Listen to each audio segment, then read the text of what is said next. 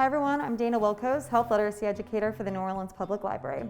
Welcome to our virtual How Do You Cook Dat cooking demonstration in partnership with Broadmoor Improvement Association and Xavier University, sponsored by the Network for National Library of Medicine. Please be sure to check out nolalibrary.org for more e-resources and virtual programming, including information on how to sign up for a 45-minute in-person library session at a branch near you. Today we're joined by Tasheena Butler of Liberty's Kitchen, as well as Dr. Nabila Faridi, a pharmacy resident at the Xavier University of Louisiana. We also have Jade and Jasmine, pharmacy students at Xavier University. So today, Chef Butler is going to be showing us how to prepare a fall meal. We are using ingredients from the Broadmoor Improvement Association Food Pantry. It's co-operated with Broadmoor Community Church as well as Second Harvest. The pantry is open Monday from 10 to 12 and Wednesdays from 1 to 3. Most of these ingredients will be found in your pantry box, so hopefully you feel inspired to do a little cooking of your own.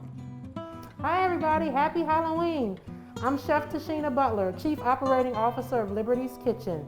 Today we're going to be making Creole mustard and herb-crusted pork chops with roasted potatoes. Let's get started. Okay, we're going to start with our longest cooking item first, which will be our pork chops. All right, Dr. Faridi, can you give us some fun facts about pork and the preparation of it? Pork domestication took place in China 7,500 years BC. China is still one of the world's largest producers of pork. In Denmark, there are more pigs than there are people. And lastly, the leanest cuts of pork have the word loin in it, such as pork tenderloins or loin chops. So what we're going to do is we'll just season them liberally with a little salt and pepper. And so you do this to your taste and liking. So I like kosher salt a little bit better. I like the coarser grind, and you have a little bit better sense of how much you're actually putting on. And just a little black pepper. And we don't want it to taste good on one side. We want it to taste good on two sides. So we're going to flip them over, and we're going to season the other side as well. I'm going to use my hand that I didn't touch. Make sure that we don't cross-contaminate our seasonings. So put a little salt and a little black pepper so both sides of our pork chops taste well. So if we're gonna make Creole mustard and herb-crusted pork chops, we need some Creole mustard and some herbs. So I have here some Creole mustard. We're gonna save about 2 tablespoons of this because we'll need it later for our sauce. So I'm gonna save a little bit of it. And then I'm gonna use about 1/2 cup of olive oil. So olive oil is gonna add a nice flavor to our pork chops. And we're gonna have some herbs. We're gonna mix this in. And I'm gonna add in, we have some dried oregano and some ground dried thyme. If you have fresh, that would be great. Because we're using dried herbs, we're using a little bit less because they tend to have a little stronger flavor than does the fresh herbs. So I'm using like 1 tablespoon each of the dried thyme and the dry oregano. But if you have fresh, you can double that and use 2 tablespoons of fresh thyme and 2 tablespoons of fresh oregano. So now that we have that all mixed up, what we're gonna do is we're gonna take our pork chops and dredge them in, making sure we get them all coated. Remember, not one-sided tasting food, so we wanna make sure both sides get covered. So we'll take the next one, cover it, both sides. And that's it. So these are ready for the oven, and we're gonna bake them at 350 degrees for about 20-25 minutes. We wanna make sure that the pork is cooked through and it reaches an internal temperature of 145 degrees. So our perfect accompaniment for our pork chops will be some potatoes. We call these fingerling potatoes because they kind of look like little fingers. They're little baby red potatoes. So what I'll do here is I'll take one, we're just gonna cut it in half and put the flat side down, and then we'll give it a little visual interest. We'll cut it on the bias, so give it a bias cut, which means it's going to be on an angle, and it'll just be a little bit more visually interesting than say a plain square. So thankfully we don't have a lot of potatoes here to cut today, but if we did, it would be a good idea to have some water standing by. Potatoes have a tendency to turn brown, or the oxygen as it hits the cut side will oxidize it and turn it brown. So keeping it in water will ensure that we have the nice yellow meat of the potatoes still showing without any brown oxidation spots. So we're finished cutting our potatoes, so we're gonna just drain all of the water off. We wanna get as much of the water off as possible. It has served its purpose. It has done its duty. We thank you for your service. And in our same bowl, we will just use some salt and a little pepper, and we'll just coat them with just a little bit of oil, a little bit of olive oil, maybe like a tablespoon or so. To mix them up, and they're ready for the oven. I'd say check them in the same oven with your pork chops, 350 degrees. Check them after about 12-15 minutes. So now we're gonna get together our apple onion pan gravy for our pork chops. So I'm gonna start off with half a yellow onion. I'm gonna just cut the top off. And in this case, I'm gonna cut the root off as well and cut the onion in half. We'll just peel it. So julienne means strips. So what we're trying to accomplish here is just thin strips of onion. You could dice it. I just think visually it'll look more interesting for the purposes of our dish to julienne the onion. So we want to julienne the onion and not rough chop it because we want to make sure that we have nice even pieces that cook evenly. So to go with our sauce as well, a nice fall ingredient are apples. Any apple will do just fine. So today we have some gala apples.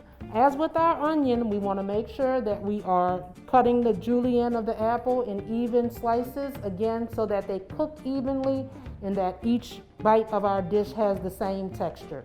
And because they're so pretty, and because we want to add a little color to our dish, we're going to actually leave the peeling on. So for that, what I'm going to do is I'm going to cut the 4 sides, okay? So that we just leave the core. And now I can julienne, so it'll match our onions here.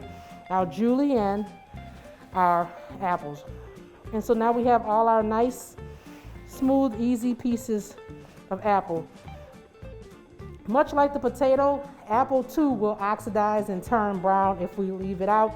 But we're gonna whip through it really quickly and we'll get them in the saute pan, so we'll put them in water. With apples, we want to put a little lemon in a little water because the acid in the lemon, that acidulation will keep the apples from turning brown.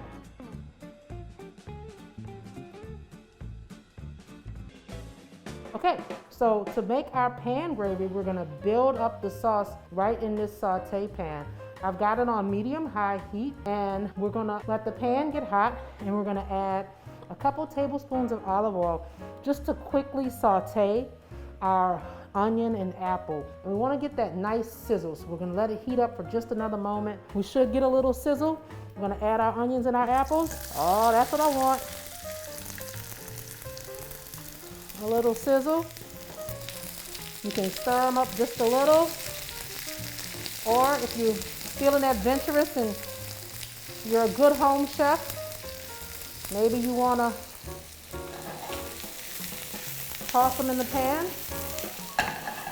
All right, now don't blame me if your stuff goes everywhere. So you can use a spoon, and then we're gonna just lightly season with a little salt and a pinch of pepper. And we're gonna keep them moving around in the pan. So we wanna cook them just until the onions are just a little translucent, and we're gonna build the rest of the sauce. Our remaining ingredients for our sauce is just a little chicken stock and a little Creole mustard. Dr. Faridi, you have some fun facts for us about chicken stock? Since we are using chicken stock, which has a high salt content, it is important to remember to look for chicken stock in the store that has either low fat or low salt content. 1 cup of chicken stock can have up to 3,000 milligrams of salt, which is far higher than the American Heart Association's recommended salt intake per day for an average American. So the onions are starting to get just a little color on them, and they're getting pretty see-through and translucent, so I feel safe to go ahead. We're gonna make a little well in the center of our pot, and we'll add 1 cup of chicken broth. So this is also gonna steam our apple and onion, and we'll let that come up to a boil in the pot. And then we'll add just a tablespoon of Creole mustard to thicken it up. As our sauce reduces, as our stock cooks out, you'll get a natural thickening, and then the rest of our thickening will come with the help of our Creole mustard. So we kept a little color from our apple skins, and our grains from our Creole mustard also give us a little visual interest. So now I'm just gonna taste it to make sure that all our seasonings are there. Oh yeah, it's delightful. So here it is, our completed apple onion pan gravy.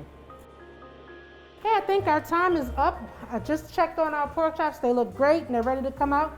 And I think we lucked up and our potatoes are done too. So we're gonna get it all out of the oven. So from here, we'll take some potatoes and we'll add them to the bottom of the plate. We'll add one of our pork chops right on top of our potatoes. And then we'll spoon a little bit of our delicious apple onion pan gravy. And if you have some of that fresh thyme or oregano from your garden or from the box, now would be a good time to add a little green to your plate. So there you have it, our Creole mustard and herb-crusted pork chop with apple onion pan gravy and roasted potatoes. Let us know what you think about the recipe in the comments below. We want to thank all of our partners today for all of their help and assistance with getting this demo done. Happy Halloween!